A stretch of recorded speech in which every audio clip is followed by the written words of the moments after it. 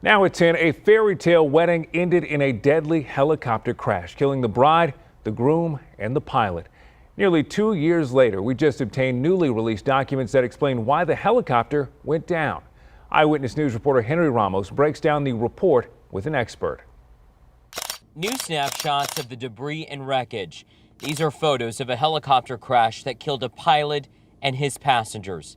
A young Texas newlywed couple leaving their wedding. It was an exciting night, a lot of pomp and circumstance, and it probably led to one little human factor. Hallmark University Dean of Aeronautics Kurt Leslie, along with an aviation instructor, are digging into new documents released by the NTSB. It's unfortunate that this happened to this couple and to this pilot. November 3rd, 2018. Will and Bailey Byler just had the night of their lives. They were celebrating their wedding at a ranch outside Uvalde. This moment here would be the last time the couple would be seen alive. They got into a chopper with their pilot, a Vietnam veteran.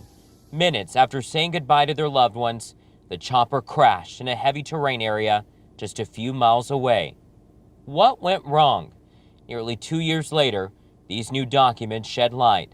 The NTSB found no evidence of any mechanical malfunction. In this sense, though, then would you say is it pilot error? Everything I see points to that direction. In the dark of night, Leslie says the pilot was flying way lower than he should have. He was about 100 feet from clearing that little hill that he flew into. The report also states the helicopter's terrain and warning systems and alerts were turned off. Think of these like a warning alert in your car, telling you something is going wrong. He could have forgotten, he could have been distracted, failed to turn it back on, and that contributed to the accident. Henry joins us live. Henry, the report also raised questions about the pilot's vision. Aaron, a review of the pilot's medical history shows that he had been diagnosed with early cataracts and had apparently reported this to the FAA in 2005.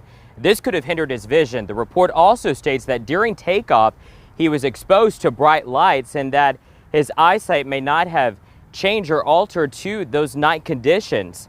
Though Leslie, the aviation expert you saw in tonight's story, doesn't believe that played a major factor in this tragedy. We're live tonight. Henry Ramos, KENS 5 Eyewitness News.